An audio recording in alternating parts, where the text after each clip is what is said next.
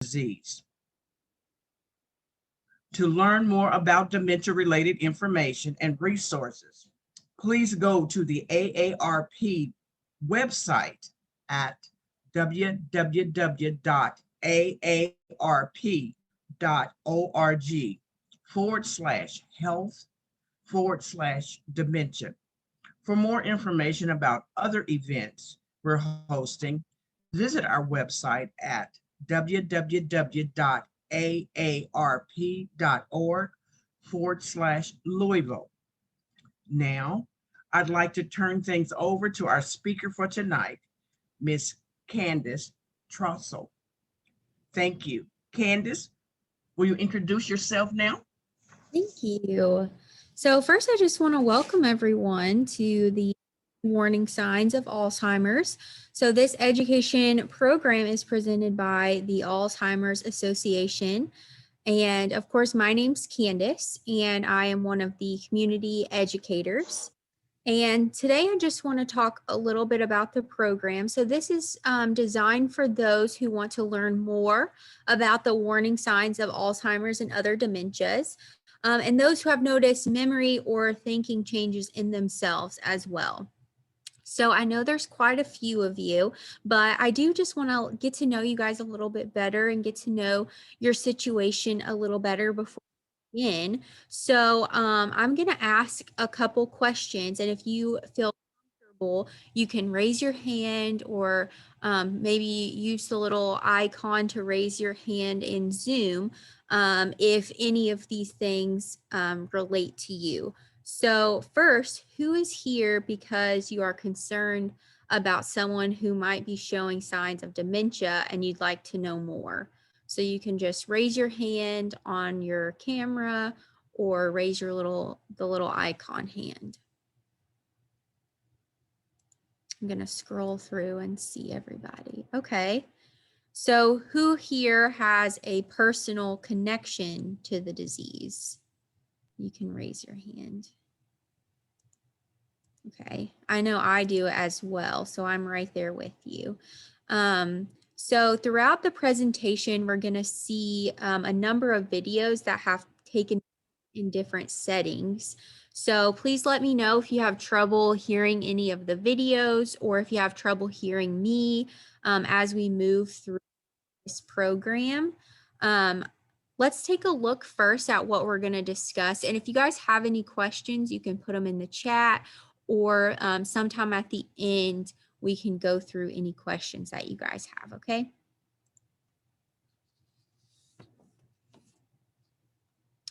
So today we're going to explore the most common warning signs of Alzheimer's. And this is just going to help you be informed about what is considered normal aging and what is not. So hopefully by the end of today's program, our goal is for you to be able to describe typical age-related memory, thinking, or behavior changes. You'll hopefully be able to recognize these warning signs of Alzheimer's and dementia.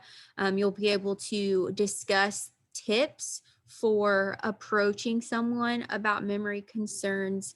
We're going to explain the importance of early detection and the benefits of having that early diagnosis. We're also going to identify possible tests and assessments for that diagnostic process. And then finally, we're going to go through just a little bit about the Alzheimer's Association and some resources that they offer. So throughout the presentation tonight, we're going to periodically check in with the Garcias. So the Garcias is a fictional family that follows Mary and her daughters, and mostly her daughters are going to be discussing their mom's memory changes, and they're going to be talking about what actions they can take to find the cause.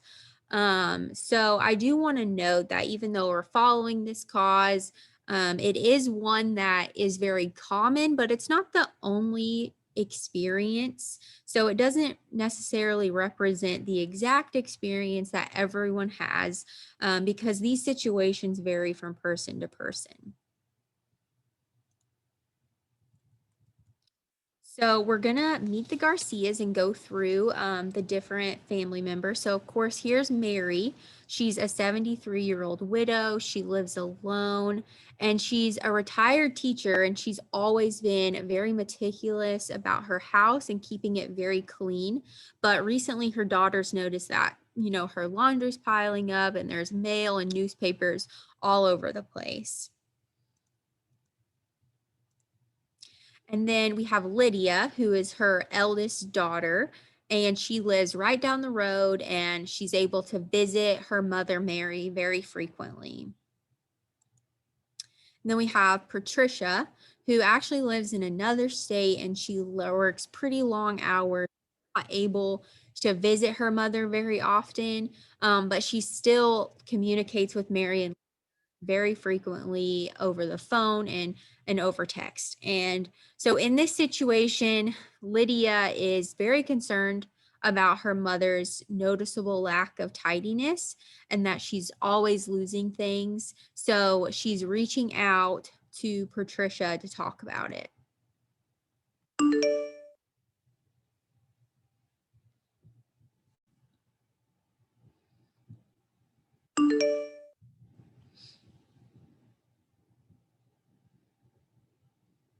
Okay, so this looks like Lydia's reaching out saying, I'm worried about mom. She keeps losing things and the house is a mess.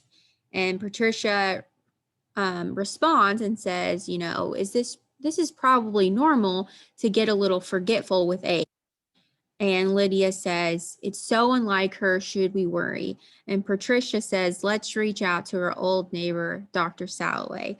And I do want to point out, we're going to watch a video from Dr. Stephen Salloway. And even though this is a fictional scenario, Dr. Stephen Salloway is in fact a real MD who has been recognized as a leading expert in Alzheimer's disease. So we're going to watch a video from him. As we get older, cognitive problems become more noticeable for almost everybody, and it can vary from person to person. Typically with age, people have trouble coming up with the word they want right when they want it. They have trouble remembering names, and they don't think quite as quickly. What's more concerning, or what might be the beginning of a memory problem, is people have a lot of trouble coming up with words or names, and it's happening more frequently, and the words or names don't necessarily come to them late. And then they start misplacing things, but not just once in a while, because we all misplace things, but more often. And it begins to interfere day to day. That should be a warning sign for people that this might be the beginning of a memory problem.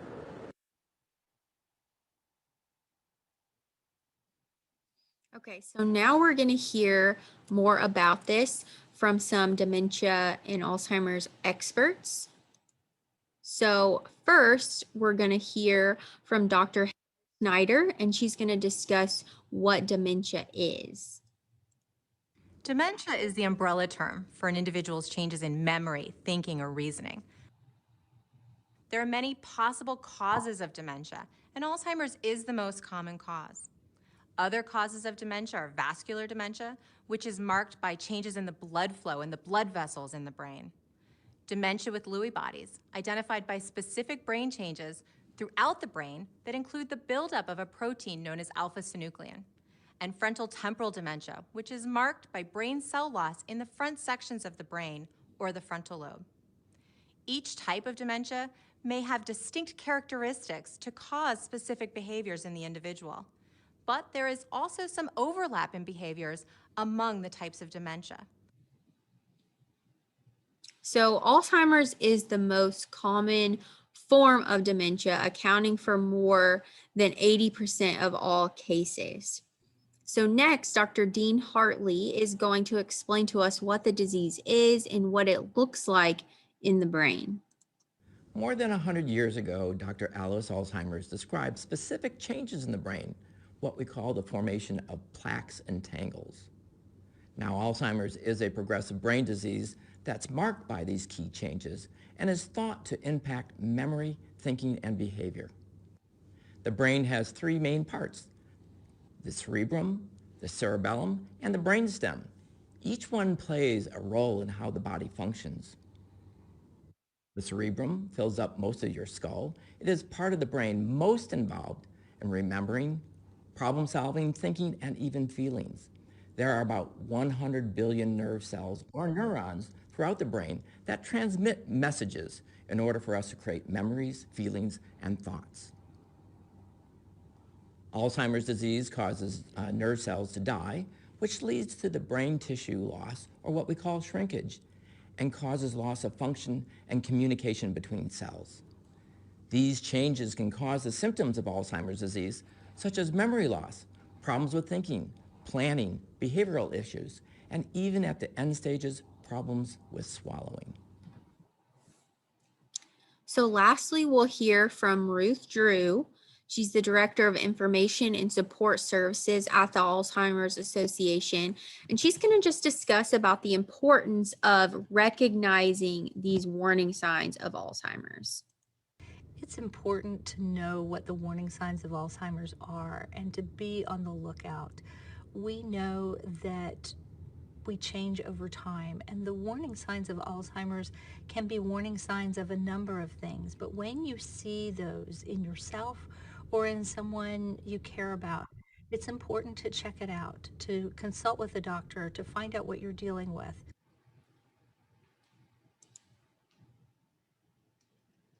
So as Drew says, it's so important to know what the warning signs are and to be on the lookout for those changes.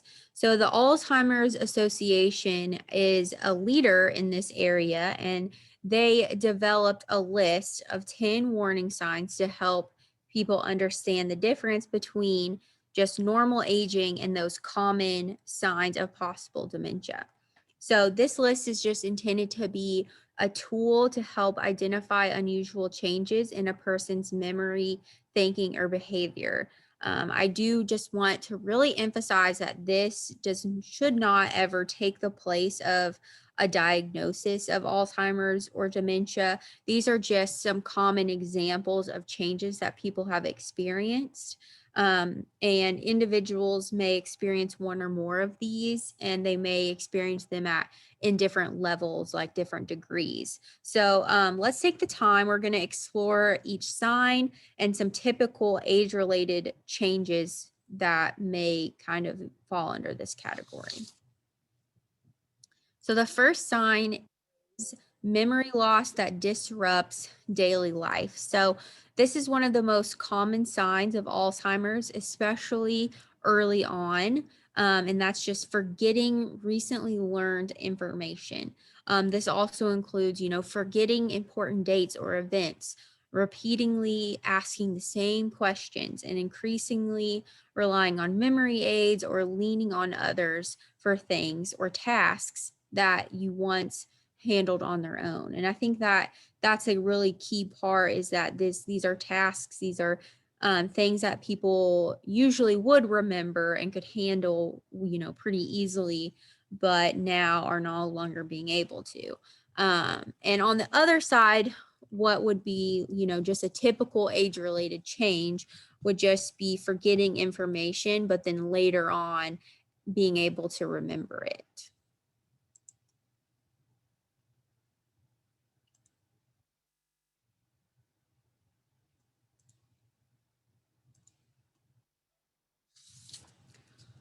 So the second sign would be challenges in planning or solving problems. So some people may experience new difficulties in their executive functioning. So that just means especially like developing or following a plan, or just having a lot of difficulty concentrating.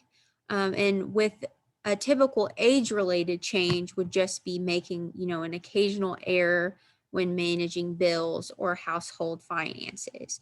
So we're going to watch a video from John, who is living with dementia with Lewy bodies, and he's going to just explain how he experienced this early warning sign. I was probably spending 4 to 5 times more time preparing for something than I did, say, 5 or 10 years ago, because of the I would lose my thought, I'd lose my focus, I'd get anxious, I wouldn't get to sleep. I was thinking of this, I was in my sleep, I was thinking about what I was anxious about, which was I was trying to remember, which was I was trying to prepare, which I was trying to do.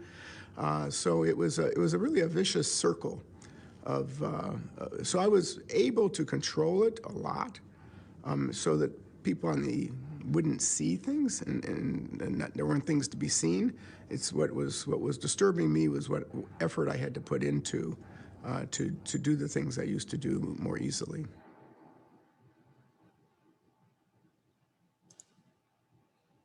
So the third sign will be difficulty completing familiar tasks. So people living with dementia often find it hard to complete daily tasks that they used to be able to manage pretty easily. This could be, driving to a familiar place, writing a grocery list, or remembering how to play their favorite game. A typical age-related change would be occasionally needing help to use the microwave or the remote. This could also include having trouble with, new technology that a person hasn't had the opportunity to engage with or learn. So let's hear a little bit more about this from an expert.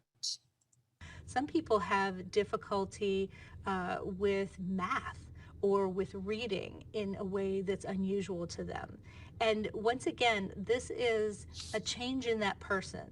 So, for example, we all know somebody who was never able to balance their checkbook, right? So that wouldn't be a warning sign for them. But if somebody who always balanced their checkbook to the penny suddenly was paying bills, the same bill over and over, and not able to balance their finances, well, that would be a sign for them.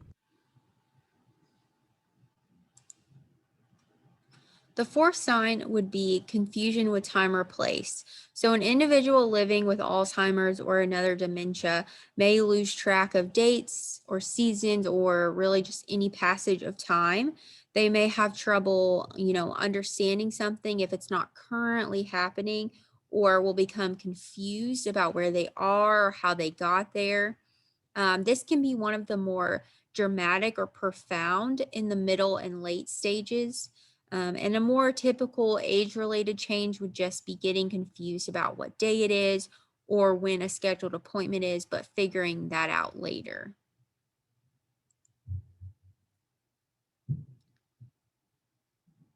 So number 5 would be trouble understanding visual images and spatial relationships.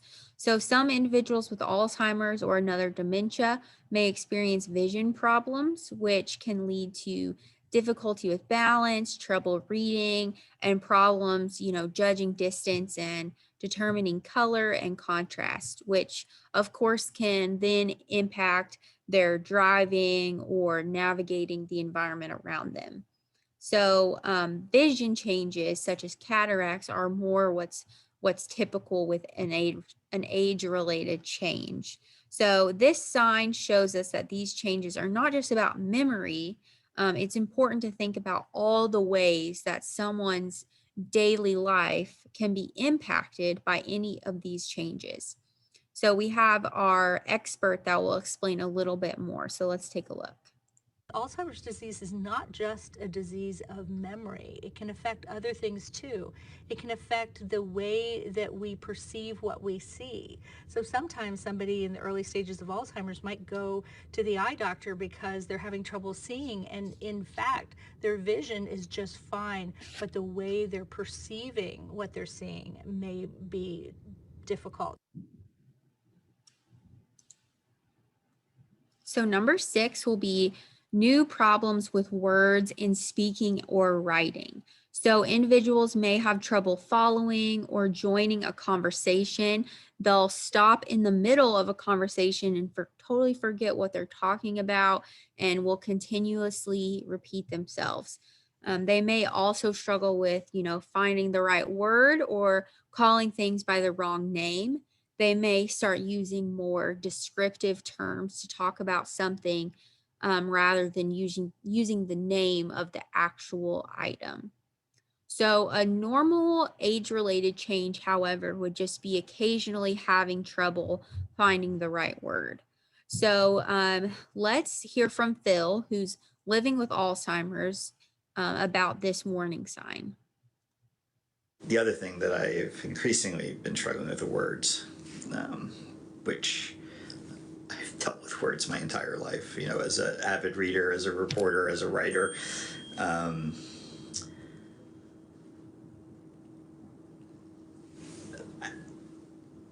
I struggle with them now.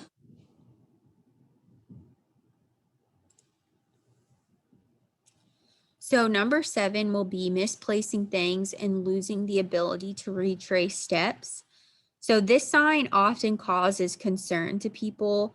And I just want to clarify that this is not just about losing your keys on occasion, because I'm sure any of us can relate to that. Or, this isn't about misplacing things from time to time, but, being able to retrace your steps to find them. That is a normal age-related change. A person with Alzheimer's disease may lose things and they're not able to recall when it was the last time that they saw it, or they're not able to identify the location where it was placed, or he or she may actually put things in an unusual place, like putting their shoes in the refrigerator. And this is due to a lack of executive functioning and awareness. And this may also cause the person to grow increasingly suspicious of other people and start accusing others of stealing, and they'll start doing that more frequently over time. So let's hear Ruth Drew again to explain this sign further. So some people wonder if, if they lose their keys or their glasses or their purse, is that a sign of Alzheimer's? And one thing that I would say about that is, for most of us, we might misplace something, but then if we retrace our steps, we can usually find it. We can usually remember. For a person with Alzheimer's, sometimes they're not able to retrace their steps. Sometimes that memory is just gone. And so when they do find their keys next to the phone because they got interrupted by a phone call when they were coming in, they set their keys down in an unusual space, so there they are next to the phone. If that happened to you or me, we'd probably remember, oh yeah, the phone was ringing when I came in the door. I put down my keys. The person with Alzheimer's might not remember. They might wonder who's moving their keys around because they never put their keys by the phone. So that's just a little bit of a difference in some of the dynamics with losing things in Alzheimer's. So number 8 would just be decreased or poor judgment. So individuals may experience changes in judgment or their decision making, such as using poor judgment when dealing with money, or paying less attention to their hygiene or grooming. So this can be especially common in individuals who live alone. Making a bad decision once in a while, such as forgetting to get, an oil change in your car, that's more like a typical age-related change. So now let's hear from Teresa. The way I kept my house, I wouldn't say I was OCD, but pretty close to it. And all of a sudden, everything was okay with me. It's like, oh, it's a pile, I'm tired. So my dining room table usually looked like it was someone's office, because I always would say I would do it tomorrow. And then my bedroom, as far as clothing, I would just put it in a corner, put it in a chair. And all of this is just, I wouldn't say it looked like I was a pet wreck, but really I was, because I never threw anything away. I always would say, I'll get to it, but I never did get to it. So just the way of my standard of living, it was actually decreasing. So number 9 will be withdrawal from work or social activities. So as we age, it's normal to feel uninterested by family or social engagements at times. However, someone who's experiencing dementia-related changes may start to lose their ability to hold or follow a conversation. And as a result of that, he or she may begin to withdraw from social encounters or hobbies, and they may lose the confidence to engage in that way. So now let's hear from Dr. Salloway. One of the most common changes, and early on, is the person's comfort zone shrinks a little bit, and then that gets worse throughout the course of the illness. So they're less comfortable going out, they're less motivated to do things than they were in the past. So there's some change in day-to-day functioning that way. I think people also lose confidence in their cognitive abilities because they may not recognize someone or know their name or find the right word, and they'll feel awkward, and they don't want people to notice that, so they feel more comfortable at home or in situations with family where they're very, very comfortable with that wouldn't concern them. So people tend to withdraw a little bit and be less outgoing. That's can be one of the early signs of Alzheimer's. So lastly, we have changes in mood and personality. So individuals with Alzheimer's or another dementia may become confused, suspicious, depressed, fearful, or anxious. They might get easily upset either at home or when they're out of their comfort zone. As we age, it's normal to develop very specific ways of doing things and getting upset or irritable when our routine is disruptive. But someone with Alzheimer's or dementia may become, fearful or angry or easily frustrated, which is something that should definitely be addressed. So let's hear from Dr. Salloway once more. Another early sign of Alzheimer's or dementia is subtle changes in behavior.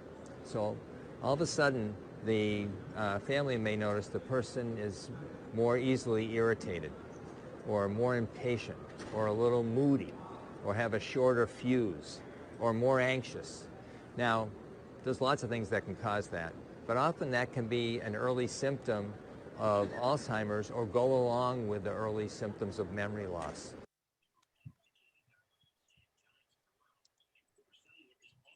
So let's check in with the Garcias again.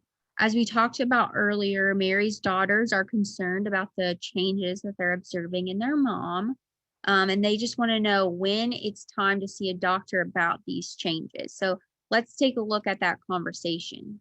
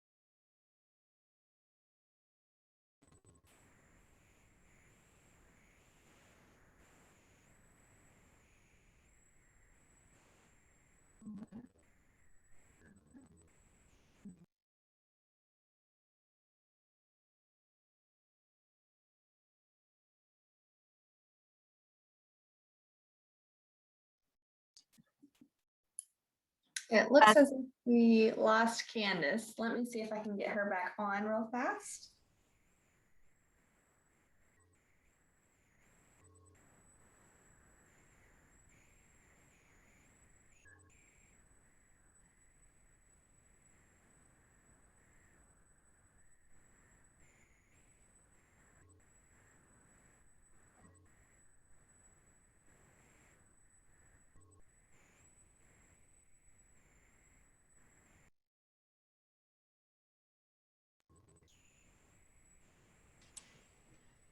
Okay, I don't know what happened there.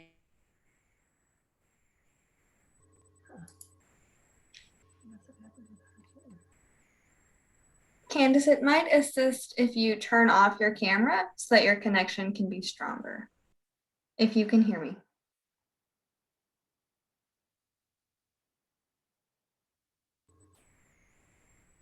So sorry for the technical difficulties, everyone.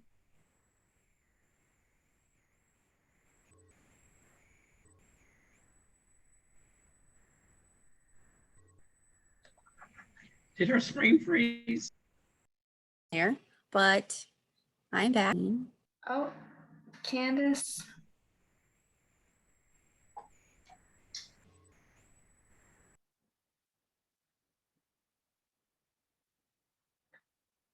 Looks like she is in and out. Candace, are you there with us? We have another Candace too. Yeah. I'm here. I don't know what's happening. Can you turn off your video, Candace, and just talk us through the last bit? Because you were almost done with all 10 signs. Okay. I'll turn off my video. You know, it pays to tie your doctor into anything like this. That's why you have a family doctor.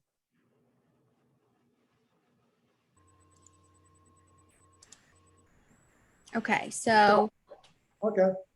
we'll just go on with the recap. Can you guys hear me okay? Yes, we can hear you.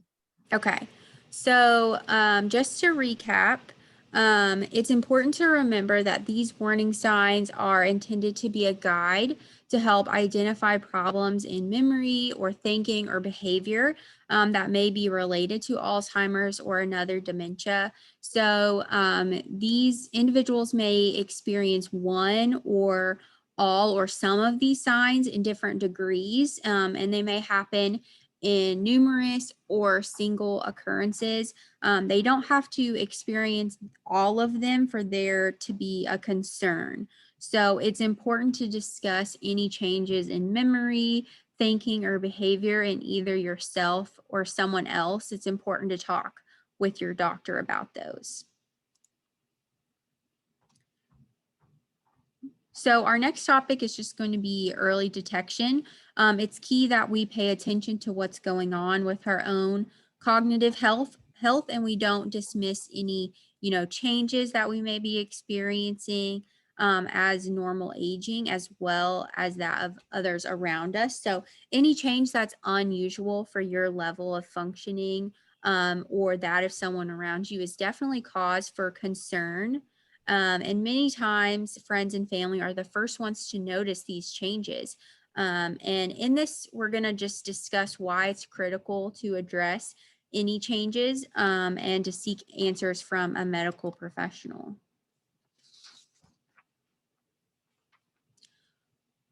So sometimes the person exhibiting the symptoms isn't aware or may not have the insight to know that they're experiencing changes, which is why having an outside perspective is super important. And this is especially important for individuals who live alone or are far away from their family and friends. So let's listen to Dr. Soloway discuss this, and then we'll hear from a care partner who actually was the first to notice these changes in her husband. It's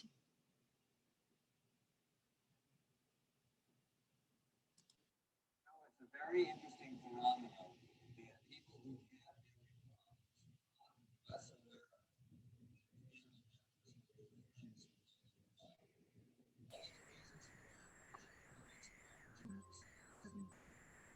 Mm-hmm.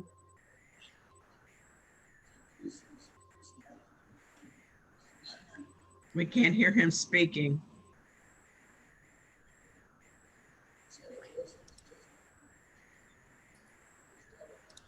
Candace, the video is not playing the sound. If they're Can paying you attention, they hear it a "Boy, little, this but not as is much? a lot," and the person's not aware of it. So the It's getting family, louder. and they may talk.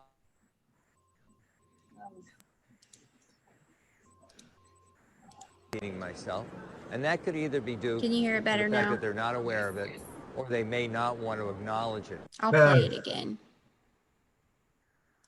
You know, it's a very interesting phenomena that people who have memory problems are often less aware of it than family members or their friends who know them well. One of the reasons for that is our ability to monitor ourselves, which is an important part of brain function, decreases when we start having memory problems. Not in everybody, but commonly, and more than half the people with memory problems. And so the person is just not keeping track of the trouble they're having day to day. But the family members are, paying attention. If they're paying attention, they see, boy, this is starting to happen a lot. and the person's not aware of it. So the family's more aware, and they talk to their loved one about it, and they say, you know, I've noticed you've been repeating yourself. And they say, I'm not repeating myself. And that could either be due to the fact that they're not aware of it, or they may not want to acknowledge it. I was so adamant about what was happening to Daryl. I wasn't sure. I didn't know. And this wasn't the person that I know. This wasn't the person. Daryl was my husband was very, he always had to be building or designing or working with his hands. And it was getting to the point where he wasn't, and he was becoming very frustrated when he was forgetting to do things or go places. So if you continue to observe these kinds of changes, it's critical that you plan to take the next step and have a conversation with the person or others close to him or her about what you've noticed. And, you know, I understand that this can be a difficult or an uncomfortable conversation to have. The Alzheimer's Association has actually developed a roadmap of some helpful steps to help addressing memory concerns kind of less uncomfortable and a lot more productive. So let's take a look at those.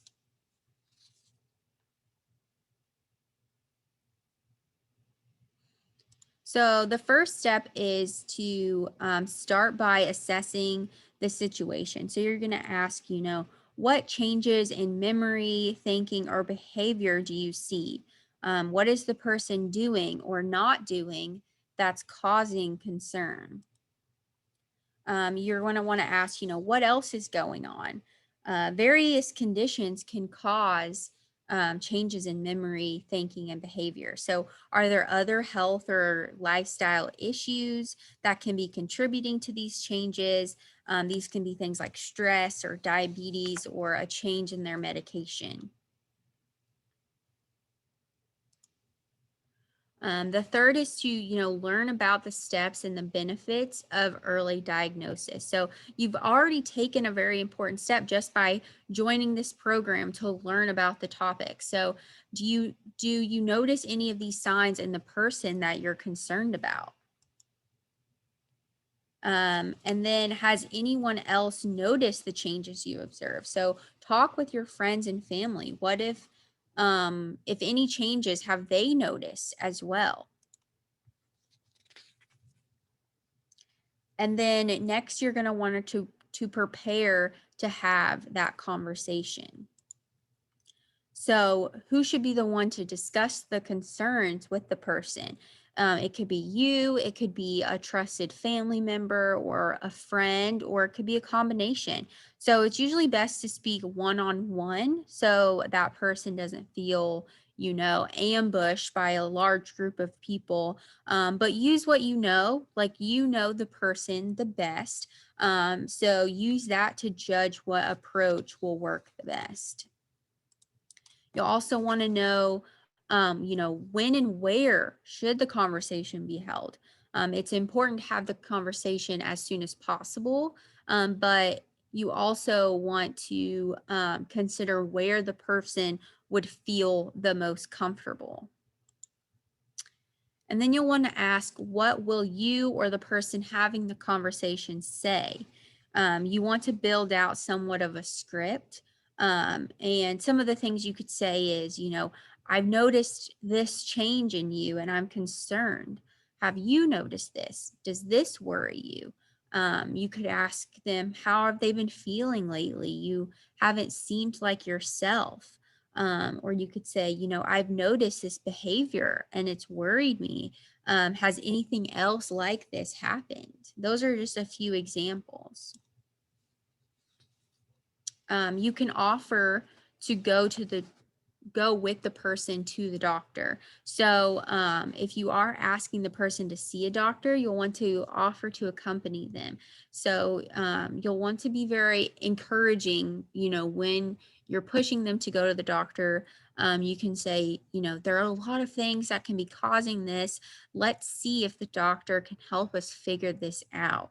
or the sooner we know about what's causing these problems, the sooner we could address it. Or you could say, I think it would give us both a peace of mind if we talk to a doctor. And then, if needed, it's okay to have multiple conversations. So don't be upset or discouraged if the first conversation doesn't go as you would have hoped. Write down, have a journal of how you think it went so you can prepare in the future for other conversations. So don't get discouraged and immediately dismiss the changes you're noticing just because the person doesn't want to address them or that conversation didn't necessarily go well. And then finally, you'll want to reach out for support. And you can turn to the Alzheimer's Association. You can call our free 24/7 helpline to talk with master's level clinicians who can help you and provide support and information. And, if that first conversation didn't go well, they can help you learn how to have these important conversations. And then, of course, finally, see a doctor. So many people address concerns about memory, thinking, and behavior with their primary care physician first, but they may then decide to refer the person to a specialist. So here's a list of just some specialists that people with Alzheimer's and dementia may see.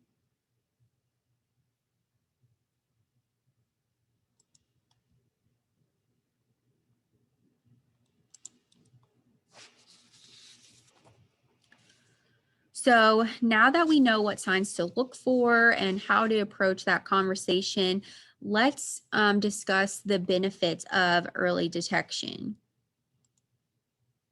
There are a number of benefits in early detection of Alzheimer's.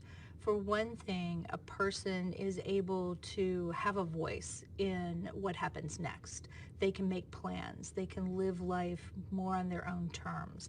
They can also make plans for the future, financial plans, care plans. They can let people know what they want, which can be a real gift later on. It also allows time for families to make plans and to make decisions about who can do what and figure out care and those kinds of issues. Also, the treatments that are available for Alzheimer's don't cure Alzheimer's. They don't slow down the disease, but they do help with symptoms. And it seems as though they tend to work better the earlier a person is able to use those. So that can help too. Some people are interested in clinical trials. Clinical trials allow people to have access to treatments that aren't available yet. And for some people, that can be a really important thing to pursue. So paying attention to the things that you notice in people, especially regarding memory, thinking, or behavior, is super important to early detection. So if you do observe unusual behaviors, take action by, of course, having a conversation like we just discussed. Consider using those 10 steps to approach memory concerns. And of course, you can customize it as you are approaching that person in the most supportive way possible. As we said earlier, you know that person the best, so you know the best way to support them.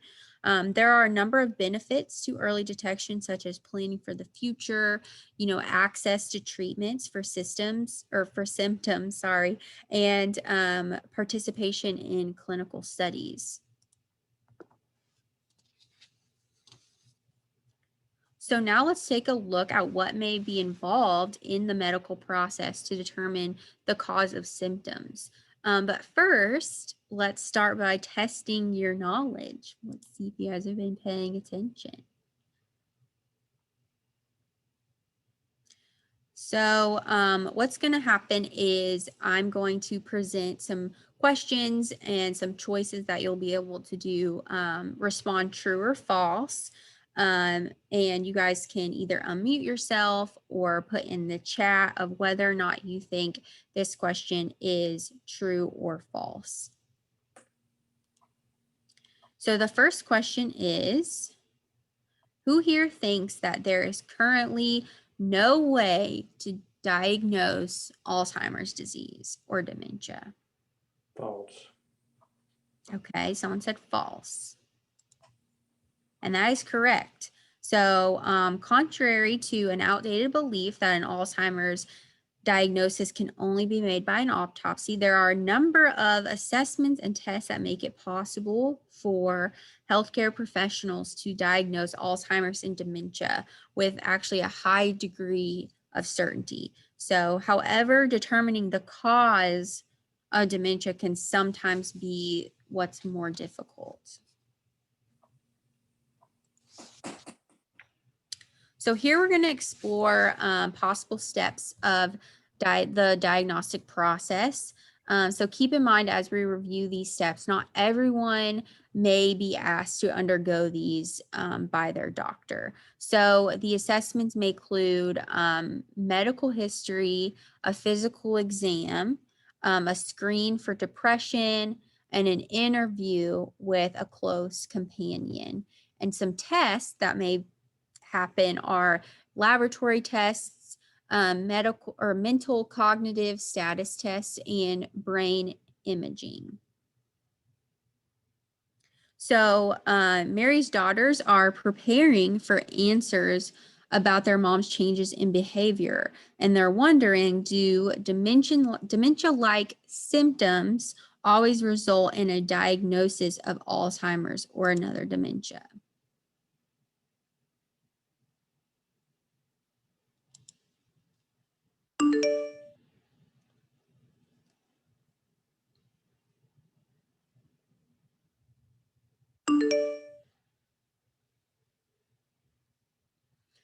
So they're saying appointments have been going well. Mom's handling them okay. She says, do you think it's really dementia? Guess we won't know until we get a diagnosis. Let's ask Dr. Salloway if it could be possibly anything else. Someone could have high blood pressure that's out of control, or they might have a thyroid condition that's not regulated, or diabetes that's not right, or on a medication that actually can cause memory loss. Drinking too much alcohol can make memory worse. So there are a lot of factors that go into cognitive difficulty with aging that some of them can be remedied. And so we want to do everything we can to improve cognitive ability and quality of life. So let's review a little bit. So the diagnostic process will vary from person to person, and that really just depends on the individual's specific situation, what the doctor feels is right, and the diagnosis may be something other than Alzheimer's or another dementia, which is why it's so important to investigate the cause of the symptoms. Stigma and misconceptions about Alzheimer's, like nothing can be done, that can deter some people from seeking a diagnosis. And getting information and support is also a critical step. So let's learn a little bit more about the Alzheimer's Association and the resources that they offer. So if the diagnosis is Alzheimer's, what's next?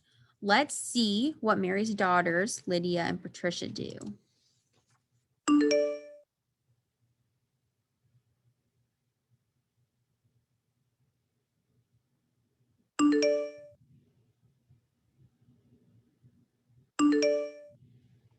So they said, I called but got your voicemail. How did it go?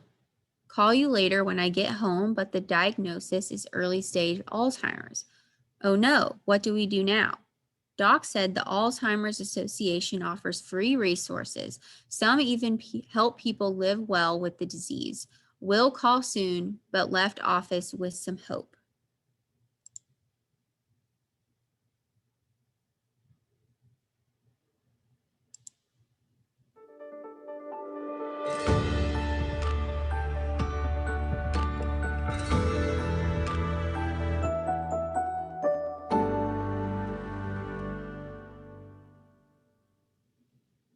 So the Alzheimer's Association is in communities all across the country, providing direct service to individuals and families facing the disease. Our mission is to eliminate Alzheimer's disease through the advancement of research, to provide and enhance care and support for all affected, and to reduce the risk of dementia through the promotion of brain health. Our vision is a world without Alzheimer's.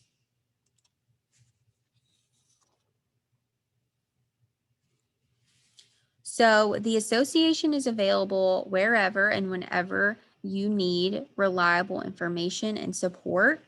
3 of our key resources that connect you to information and support include our free 24-hour helpline.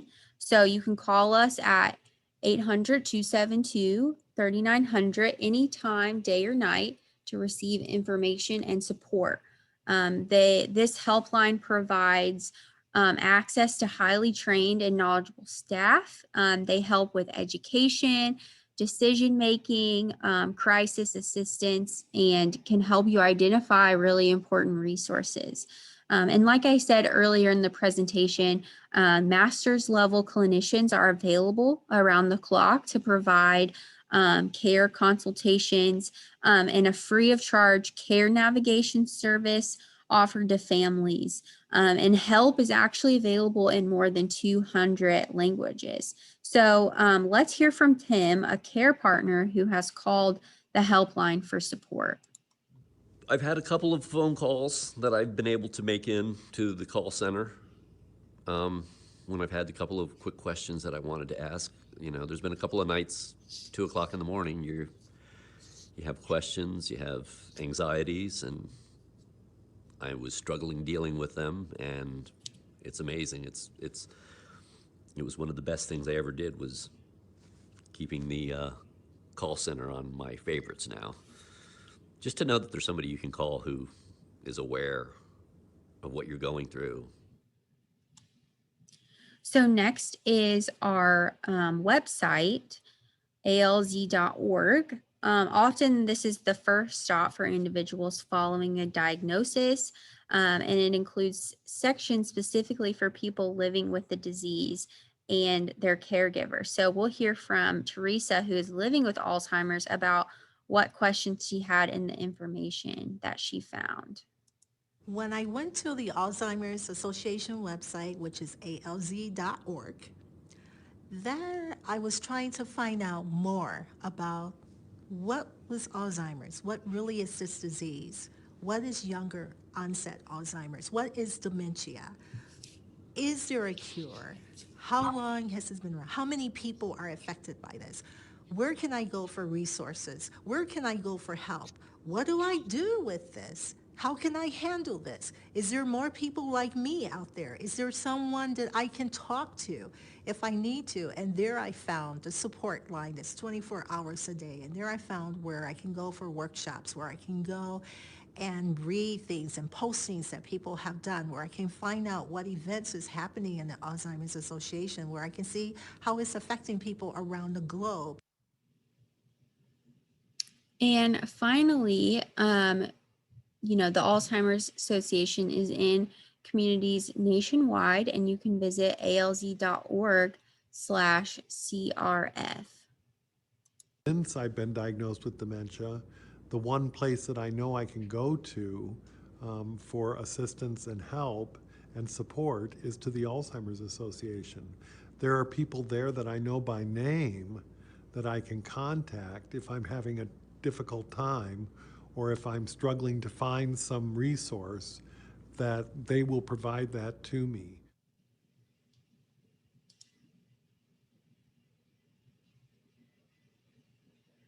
So here are just some ways to join the fight. So we have that you can, of course, volunteer with the Alzheimer's Association, whether that be, a few hours a week, or,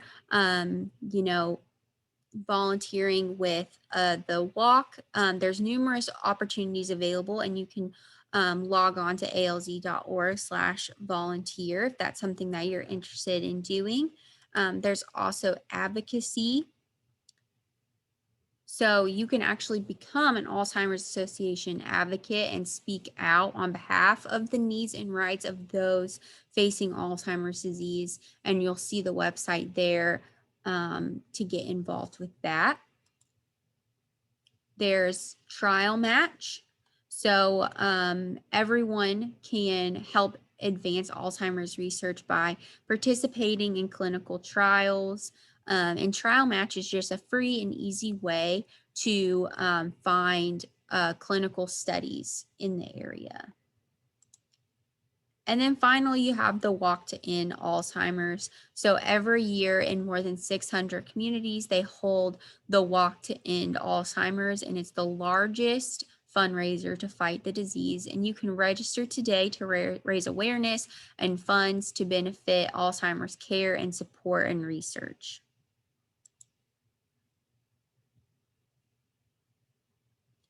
So that concludes the 10 warning signs of Alzheimer's presentation. Are there any questions? Was there anything that we talked about that you guys are unclear about? Just feel free to put that in the chat or unmute yourself and ask any questions.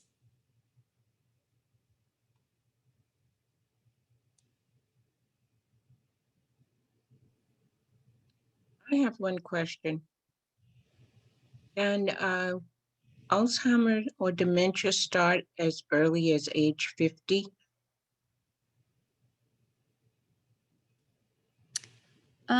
Yes, I believe that's right. Is anyone else from the Alzheimer's Association that's able to speak more on that? I had a friend that started Alzheimer's at age 45. She had been a teacher and she started at age 45.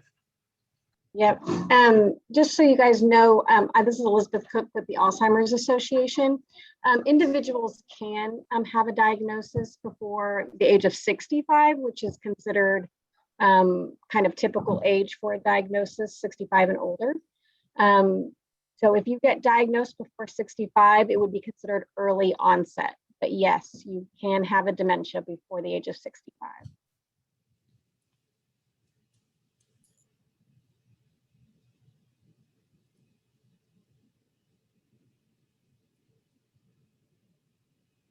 I thought it was interesting that you said most people have a family member or friend or close person who will notice that they're having problems with memory or something like that. But I wonder, are there any statistics where the individual says, so something's wrong, I'm not remembering? How often is that the case where the person with the dementia recognizes that they're having an issue?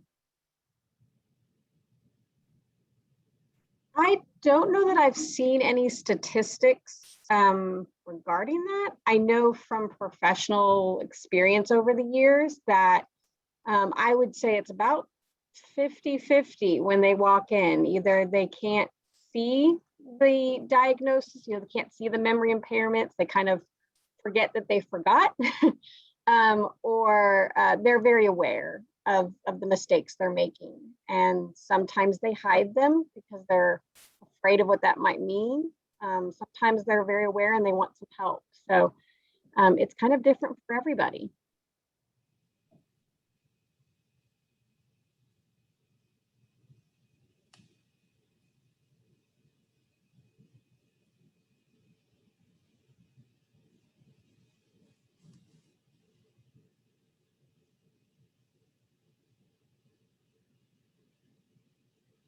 Well, it is 7:30, and so on behalf of the University of Louisville Traeger Center, AARP Kentucky, and the Alzheimer's Association, we want to thank everyone for joining us tonight.